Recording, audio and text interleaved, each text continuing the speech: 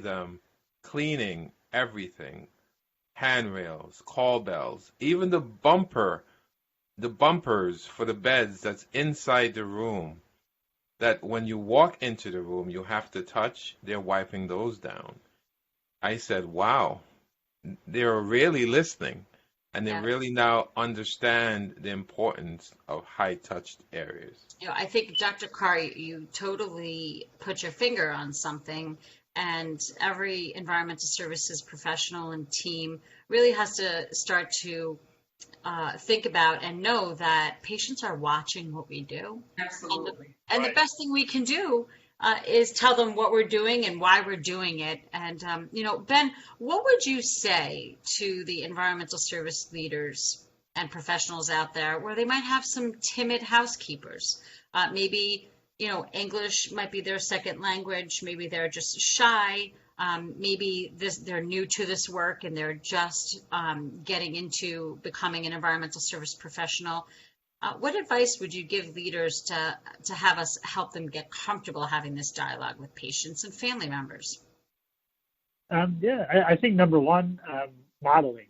So if you have somebody that, maybe English isn't their first language, just going through it with them and speaking with patients and, giving them a few simple phrases. I'm going to clean your handrail. I'm going to clean your call bell.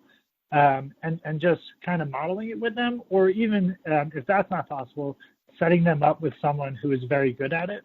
So if they could, double team a room and do it together, just for a few rooms to learn.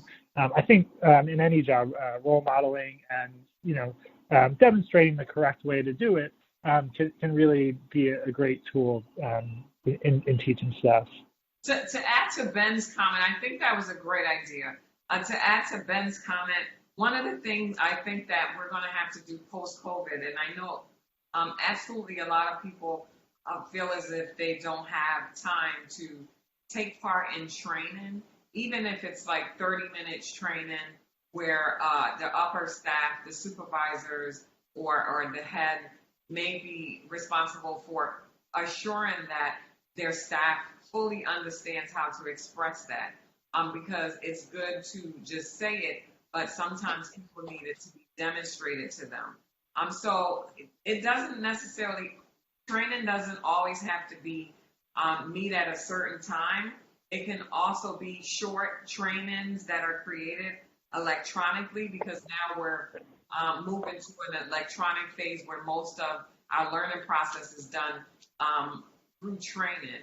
So that might be something you all may want to think about, like creating these short training tools where environmental services can get credit for taking part in educating themselves on how to communicate these efforts or these particular processes to the patient. Really great ideas. So the name of our podcast is Clean Comfort. And so let's talk about cleanliness and comfort.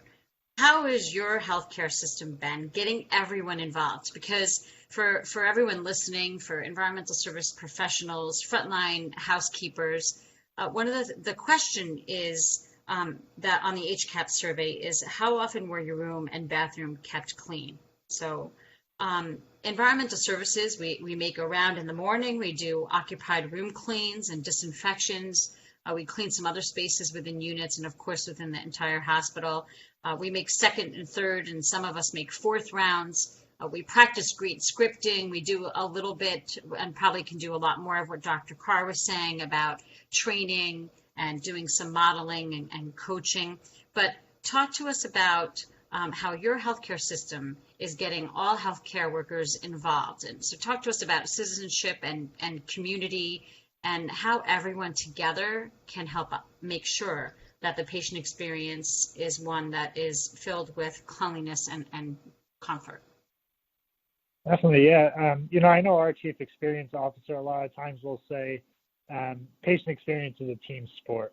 And as you said, EVS can be in the room 3-4 times a day, but it only takes one bad experience to put a dark cloud over someone's hospital stay.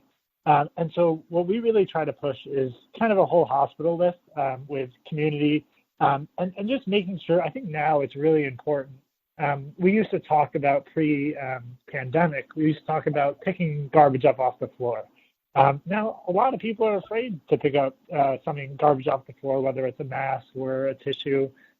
So it's really important just to make sure we don't throw things on the floor in the first place. We talked about ownership of the hospital. We don't rent this hospital, it's our hospital. And so I think things like that, as well as making sure the clinical teams are on the same page as well. I know oftentimes during a procedure, pieces of equipment fly all over the room, and often they're left on the floor. Patients, feel that. Patients see that. When they get up and they step on something plastic, they feel like the floor is dirty.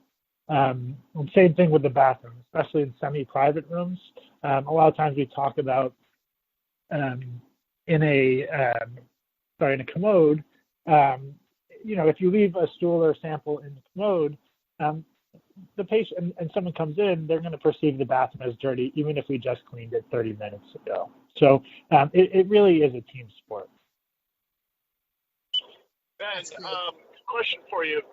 When I round with my EVS staff, and especially during when the pandemic was really gearing up and we were seeing the cases increase and the activity level increase, one of the hardest things, or maybe not the hardest thing, but one of the most obvious things to get used to was the fact that we were making masks an everyday thing now. It's part of our way of protecting our staff. But a number of staff members had told me that they were finding it challenging to properly communicate while constantly wearing masks. So what advice would you give an EVS leader take back to their frontline staff about how to be more effective at communicating with the patient when a lot of the visual cues that they're taking from somebody like a smile and good eye contact and cheerful disposition are blocked because of that mask? Yeah, no, it's challenging, and how we do on the HCAPs completely depends on communication, good communication. What you said, eye contact, I read an article again today, I think it was in the New York Times, and it talked about smiling with your whole face. So you're not just smiling with your mouth, but you're smiling with your eyes. And so, that can be seen through a mask. And then also just, taking the time to get on that person's eye level. I know a lot of the times it's not possible to sit down, but even taking a knee or just bending over a little bit, so you're a little bit closer eye level with that person, and they can kind of see, what you're communicating. But it's definitely a challenge. There's no doubt. It's harder to communicate in the mask than if you don't have a mask on. But I Great think question. you're right and something that we're all going to be faced with as more and more visitors return to the hospital as well.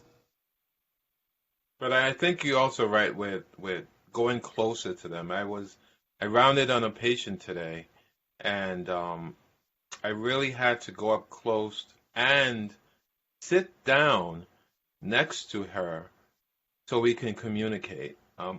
And it really became effective, and she was happy I was there. She didn't have a mask, I did, and I told her that she is safe because I'm wearing a mask, and that there's a barrier between us. And she felt so good when I explained what's going on. Dion, you mentioned something so important, and that's rounding, and that you actually went into a patient's room, you got down to their level, you committed to sit, you sat with the patient. Explain to us your rounding best practices, and then maybe, Ben, you can talk to us about the data. So a lot of environmental service professionals, we round, we collect this data. Maybe after Dion explains his rounding techniques, you can talk to a little bit about how you would help us in our role to interpret some of that data and get the information back to our staff so it's meaningful and so we can make operational tweaks and as Dr. Carr stated, get some needed training out and coaching out to our team members. Dion, tell us about rounding. Well, rounding is something I really, really love to do. And you have to like it to be good at it. There are times I would round and I would be with a patient for 45 minutes. There are times I would round and I would round with a patient for 3 minutes. It depends on the communication gap or the willingness of the patient to communicate. There were one time last week I rounded with this gentleman who owned a restaurant in Queens, who I wrote the address down because he invited me. He said, as soon as you get out, come. So we walked the entire 14 North area. We walked it twice, just talking about how New York was, that the building wasn't there when he was a kid. You know, just getting down really locally with the person. And then I would throw in here and there, how is your service? How is your room? Is your room clean? And if it isn't, I would just help him, or I would do it, tidy up the room. Today, for instance, I rounded on a woman in 14 North, and I helped her change her water for her flowers because she needed her water changed, and she was in bed. So I volunteered and I did that. The rounding has to be on a personal level. You have to give it time. You have to be meaningful. I remember one time there was this gentleman, he was on one of our floors, our cancer floors, and he was craving some potato chips. And I came in the next day, brought him a bag of Lay's sour cream and onion potato chips. That made his entire stay because he loves sour cream and onion. So that is my rounding. A little bit of housekeeping, but a lot of humanity. Wow, that's great. Thank you for sharing that. I like that statement. A little bit of housekeeping, a lot of humanity. That's it. Absolutely, that was a great statement. Yes, agree. And it sounds like definitely claim that. It sounds like you practice real-time service wins, right? So filling of the water, and then, the potato chips was 24 hours later, but, what a huge impression, and just talk about a big wow. That's really wonderful. And Ben is right. We have to, we give you air quotes now, but we have to write that on a wall for you. But, our housekeeper is not able to do those special touches. And that's why it's important for us to round and give those special touches. Because I tell every person, I am a housekeeper. I am a housekeeper. I may have a suit on, but I am a housekeeper. And I'm here to do anything you need me to do while I'm in that room. So after rounding and meaningful interactions, most of us go back to, or from a handheld device, enter in some of the data that we collect. And we talked last week about ATP swabbing and the validation of cleanliness of certain surfaces, which is all very important. And that's what we do. That's what environmental services does, infection control. So Ben, talk to us a little bit about the data that we enter. How would you suggest that we interpret that and bring those messages back to our staff so it's meaningful for them, and so we get some action behind that and start to improve both cleanliness and the patient experience?